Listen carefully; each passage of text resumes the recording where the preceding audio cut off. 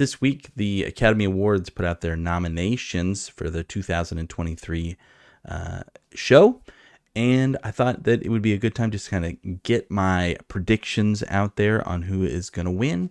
It's nice to be able to refer back to these things. I'm going to say if I can get more than, let's go 60%, because we'll say that's, fresh on Rotten Tomatoes.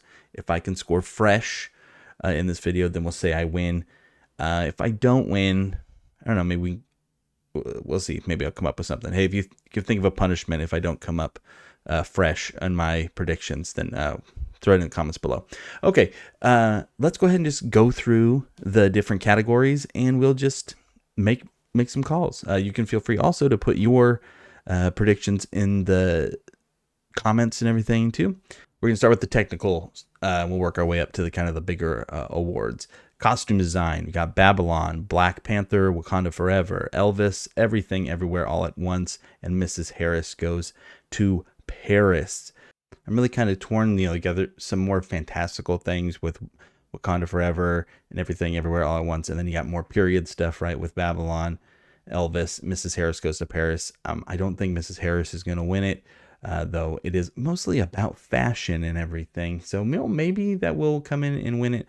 Let me go Elvis. I think I'll go Elvis. It might be a little bit of an odd choice, but I don't know that much about costumes, so I'll just go with Elvis. For makeup and hairstyling, we have All Quiet on the Western Front, The Batman, Black Panther, Wakanda Forever, Elvis, and The Whale. Obviously, we've got a lot of big contenders here. For me, I think it's probably going to come down to what is going on with those specific big characters in the movies, which leaves us to, The Batman, Elvis, and The Whale. I think Elvis will drop off because I don't think that the prosthetics are as good in that as either of the other movies. The Batman has Colin Farrell playing the Penguin. The Whale has Brendan Fraser as Charlie.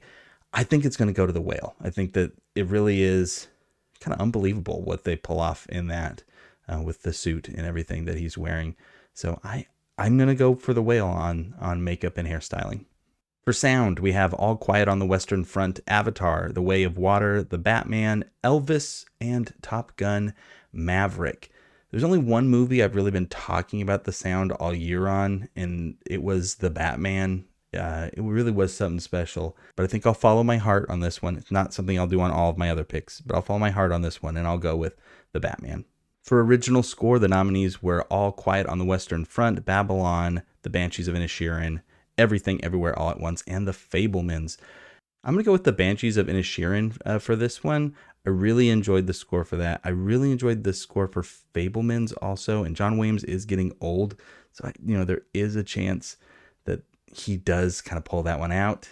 Okay, I'm not going to go. I think that I liked Banshees of Inisherin more, but I'm going to go with The Fabelmans because of how old John Williams is, and I think maybe they're like, we got to give him another one. The nominees for Best Song were from the movie Tell It Like a Woman, Applause, from Top Gun Maverick, Hold My Hand, from Black Panther, Wakanda Forever, Lift Me Up, from RRR, Natu Natu, and from Everything Everywhere All at Once, This Is a Life. For me, this one is maybe the easiest pick. I'm going Natu Natu on RRR. I think it's a real snub that it didn't get nominated for anything else.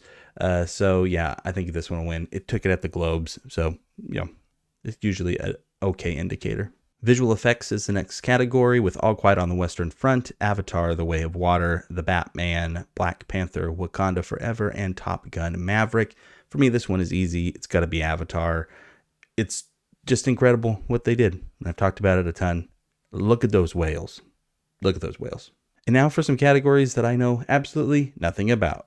Live action short, An Irish Goodbye, Evalu, La Pupille, Night Ride, and The Red Suitcase. I'm going just on titles on this one. I am going to pick An Irish Goodbye. For documentary short, another one I am not versed in. The nominees were The Elephant Whisperers, Haul Out, How Do You Measure a Year, The Martha Mitchell Effect, and Stranger at the Gate. For this one, I'm going to go with The Martha Mitchell Effect because it's my favorite title out of the five. For documentary feature, the nominees were All That Breathes, All the Beauty and the Bloodshed, Fire of Love, A House Made of Splinters, and Navalny. For me, I haven't seen any of these, but one I have heard people talk about, specifically Dan Merle over on the Charts with Dan YouTube channel, which I very much enjoy. He has been talking up Fire of Love, which is available on Disney Plus. It's a National Geographic documentary about people who did research on volcanoes. And so, yeah, I want to see that one. So I'm going to pick that one. For animated short, the nominees are The Boy, the Mole, the Fox, and the Horse, The Flying Sailor, Ice Merchants, My Year of Dicks. I don't know if that's a dirty title or not.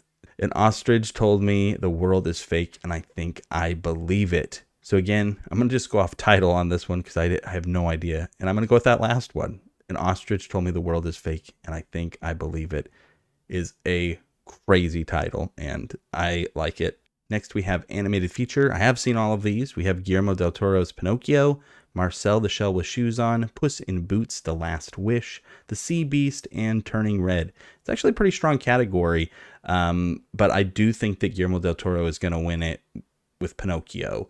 It is something else, man. The artistry and everything that went into that, just the amount of work that you can tell is in it, and the things that they're pulling off with the stop motion and the mixture of that and the digital is just really, really something special.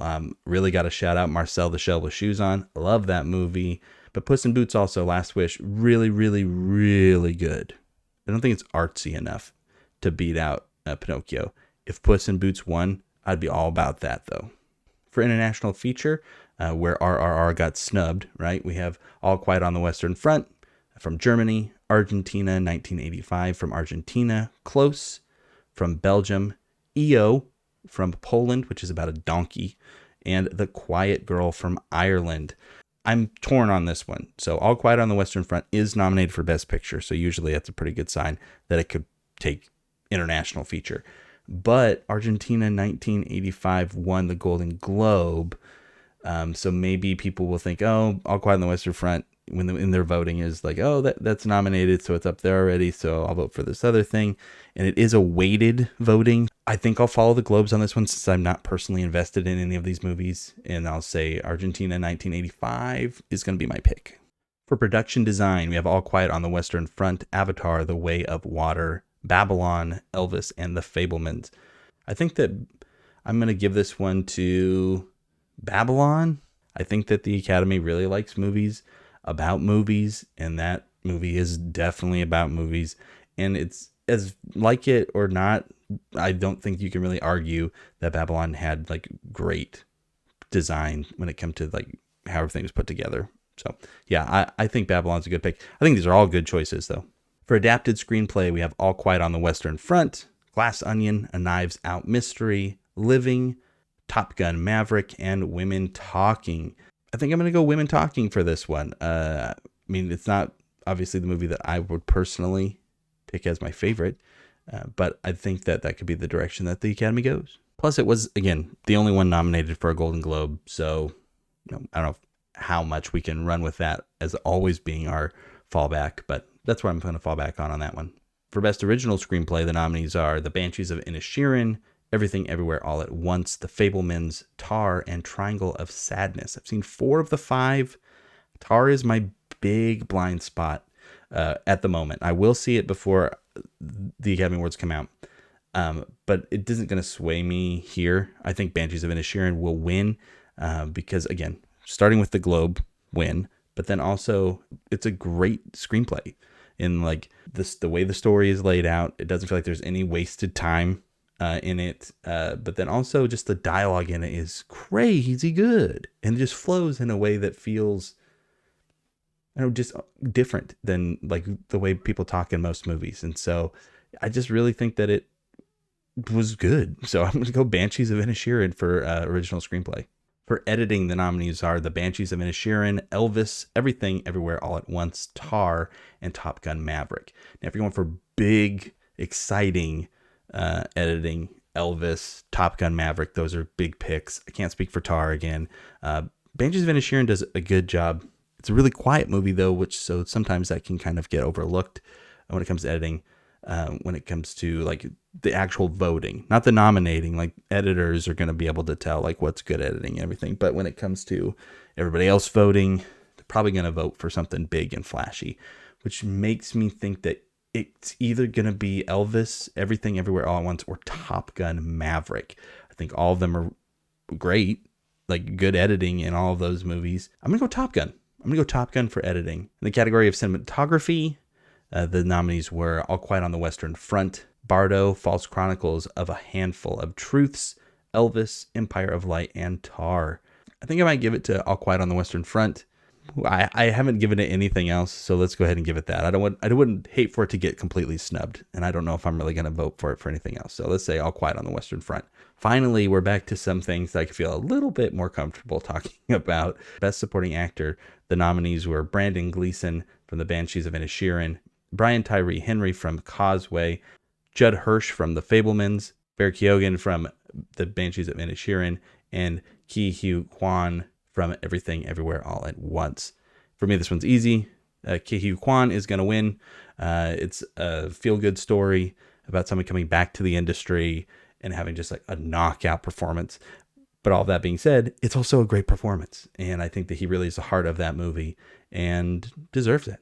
Best Supporting Actress, one of the tougher ones to call, because I think these are all great performances. Angela Bassett from Black Panther, Wakanda Forever, Hong Chow from The Whale, Carrie Condon from Banshees of Inisherin, Jamie Lee Curtis from Everything Everywhere All at Once, and Stephanie Hsu from Everything Everywhere All at Once. So I think Everything Everywhere All at Once, having 2 nominations, it does hurt, right? People can like kind of cancel each other out there.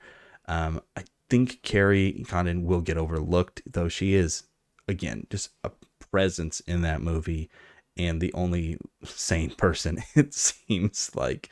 Hong Chow, again, is great in The Whale. She was good in The Menu also, I think we should point out. But I think I'm going to go with Angela Bassett. I think they're really pushing it.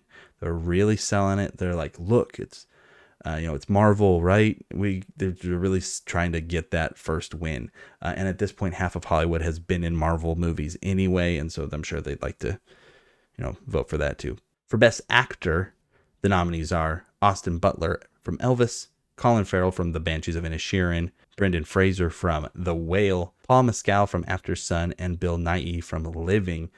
For me, this is probably the easiest acting category to choose, and it's going to be Brendan Fraser from The Whale. Again, it's just an incredible performance, so powerful, like what he is able to bring to it, and just the hurt and just the levels of what he is able to portray. Feeling pretty confident to put Brendan Fraser in The Whale. If he loses, I feel like it will be one of the biggest like snubs in a long time. And then finally, we have Best Actress. We have Cate Blanchett from Tar, Ana de Armas from Blonde, Andrea Riseborough from To Leslie, Michelle Williams from The Fabelmans, and Michelle Yeoh from Everything Everywhere All at Once. Again, I wish I would have watched Tar. Not having seen Tar, just being able to go off of what people have been saying about it. Obviously, Cate Blanchett gives a strong performance. But I think it's going to Michelle, right? Michelle Yeoh on this one. I could say Michelle and cover 2 of them. But no, Michelle Williams also is great in The Fabelmans. I think Michelle Yeoh should definitely win this one. I think that just the number of different versions of herself she has to play, even the physicality she has to bring to the role, was a lot. And she just really carries that movie in a way that allows everybody else to just look good. And I think that to do that and to bring such a solid performance that is emotionally resonating in the way that she does, she's not a super likable character at the beginning of the movie, but she does a great job of letting you just be able to kind of see into where she is. And so, yeah, I really need to watch Everything Everywhere All at Once again, because the movie is very, very good.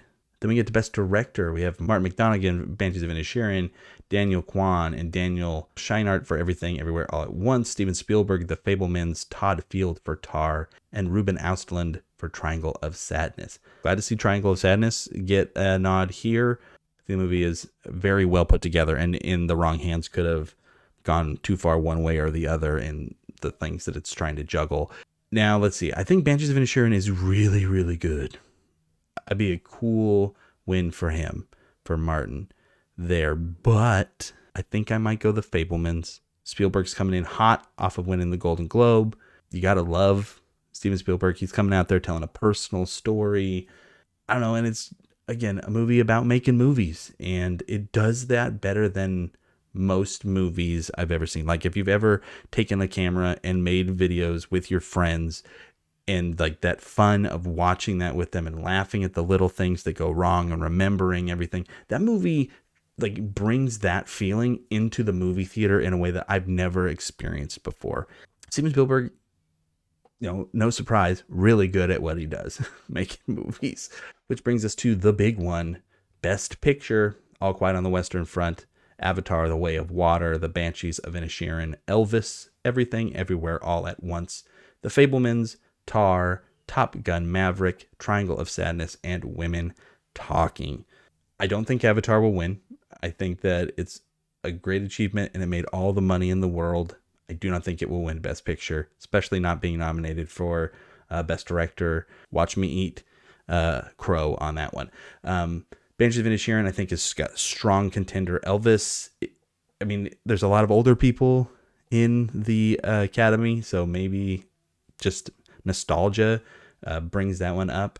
Everything Everywhere All at Once, if I was just following my heart, I would say, yeah, that should win. The Fablemans, though, very, very strong. Haven't seen Tar. Top Gun Maverick. The movie, it probably like saved Hollywood in some ways, like, and reminded people that, people will go to the movies, and they might just give it the Academy Award because of that alone. If Top Gun Maverick won Best Picture, I might like lose my mind, but like in a good way. I don't like I don't think I'm really upset if any of these movies win Best Picture, and I can understand rationale and the way the voting works too with it. Gosh, but if I got to pick one, it's really between The Fablemans, because it won the Golden Globes again, and Everything Everywhere All at Once. It just might be too weird for some of the older people. So can it pull enough of like secondary votes, the younger first votes, to be able to win? After much consideration, and by that I mean about 30 seconds, I'm going to go ahead and say that I think The Fablemans will win the Academy Award for Best Picture. Do I think is that my personal pick? No, but I think that's what will win. Thanks for sticking around and checking out my list. Let me know your choices. I'd love them in the description, or send me a link to a video if you made one. I'd love to see and hear your choices. So yeah, we'll check back in after the big night. Maybe we'll watch it live. Should we watch it live? Well, let's see. All right. Bye.